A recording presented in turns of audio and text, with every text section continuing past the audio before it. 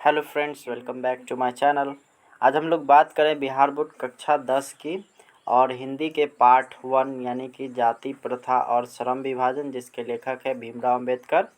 इसके में सभी प्रश्न को देखने वाले हैं हम लोग, और यहाँ पे जो है आप लोग को इसके सारे प्रश्नों के उत्तर देखने को मिलेंगे। तो सबसे पहले हम लोग देखेंगे कौन कौन सा क्वेश्चन है हम लोग के बीच। यहाँ पे आप लोग देख सकते हैं इस पार्ट से हम लोगों ने जो क्वेश्चन लिया है, यहाँ पे वो सारे क्वेश्चन हैं। जैसे लेखक किस विडंबना की बात करते हैं, विडंबना का स्वरूप क्या है। उसका दूसरा है जातिवाद के पोषक उसके पक्ष में क्या तर्क देते हैं। तीसरा है जाति के पक्ष में दिए गए तर्कों पर लेखक की प्रमुख आपत्तियाँ क्या है।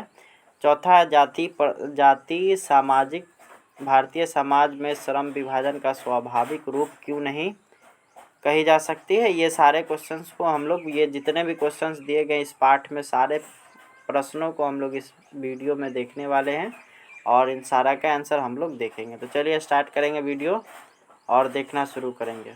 यहाँ पर सबसे पहला जो क्वेश्चन है, लेखक किस विडंबना की बात करते हैं, विडंबना का स्वरूप क्या है। तो यहाँ पे हम लोगों ने जो आंसर लिया है वह है लेखक इस समाज में जाति प्रथा और श्रम विभाजन को एक साथ मिला करके रखने वाले क्रियाकलाप को एक विडंबना मानते हैं, क्योंकि यह बहुत ही खेदजनक बात है कि जाति प्रथा और श्रम विभाजन दो अलग अलग चीज़ है जो कि समाज में आपस में मिला करके रखा है।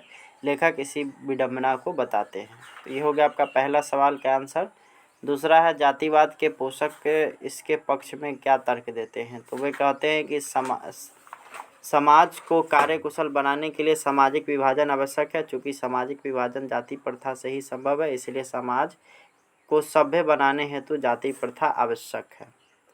तीसरा सवाल हम लोग देखेंगे तो जातिवाद के पक्ष में दिए गए तर्कों पर लेखक के प्रमुख आपत्तियां क्या थी। तो यहाँ पे इसका आंसर हो जाएगा, उनकी आपत्ति यह थी कि श्रम विभाजन भले ही सभ्य समाज की आवश्यकता है, परंतु किसी सभ्य समाज में श्रम विभाजन की व्यवस्था जाति के आधार पर नहीं होना चाहिए, बल्कि इस आधार पर होना चाहिए कि उन श्रमिकों की कार्यकुशलता किन क्षेत्रों में है।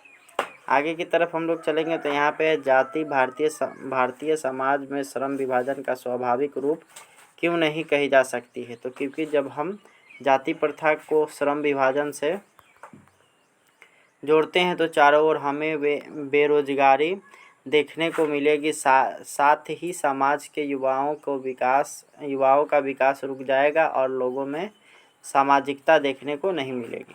अगला सवाल यहाँ पे आता है, जाति प्रथा भारत में बेरोजगारी का एक प्रमुख और प्रत्यक्ष कारण कैसे बनेगी। क्योंकि आंसर इसका हो जाएगा, क्योंकि जब जाति प्रथा के आधार पर श्रम विभाजन होता है तो बहुत सारे बेरोजगारी और बेकारी प्रमुखता से देखने को मिलती है, क्योंकि सभी व्यक्ति को इससे रोजगार नहीं मिल पाता है और साथ ही बहुत सारे लोगों का पसंदीदा कार्य यह नहीं होता है, जिस कारण यह बेरोजगारी को उत्पन्न करने में सहायक होती है। उसके बाद है लेखक आज के उद्योगों में गरीबी और उत्पीड़न से भी बड़ी समस्या किसे मानते हैं। लेखक के अनुसार गरीबी बेरोजगारी से भी बड़ी समस्या मुख्य रूप से जाति प्रथा है, क्योंकि इस जाति प्रथा के वजह से चारों ओर काफ़ी अधिक व्याकुलता और बहुत अधिक गतियात्मकता देखने को मिलती है। अगला सवाल हम लोग देखेंगे तो लेखक ने पाठ में किन पहलुओं से जाति प्रथा को एक हानिकारक प्रथा के रूप में बताया है। तो इसका आंसर हो जाएगा, जब जाति से श्रम का विभाजन हो एवं जाति के आधार पर ऊंच नीच छोटा बड़ा में अंतर किया जाने लगे, तब सभी प्रकार के लोगों में असमानता देखने को मिलने लगती है, तब जाति प्रथा हमारे लिए हानिकारक साबित हो जाता है। उसके बाद लास्ट क्वेश्चन है, सच्चे लोकतंत्र की स्थापना के लिए लेखक ने किन विशेषताओं को आवश्यक माना है। तो इसका हो जाएगा, लोकतंत्र के अनुसार सभी व्यक्ति को समान रूप से स्वतंत्रता समता कार्य चुनने की आज़ादी दी गई है और इसी अनुसार कार्य को संपादित किया जाता है। यदि लोग लोकतंत्र को मजबूत बनाना चाहते हैं तो इन सभी पहलुओं पर बात करने की आवश्यकता है और इन सभी प्रथाओं को दूर करने की भी आवश्यकता है। तो इस वीडियो में इतना ही। उम्मीद करते हैं कि आपको वीडियो पसंद आया होगा। Thanks for watching, bye bye.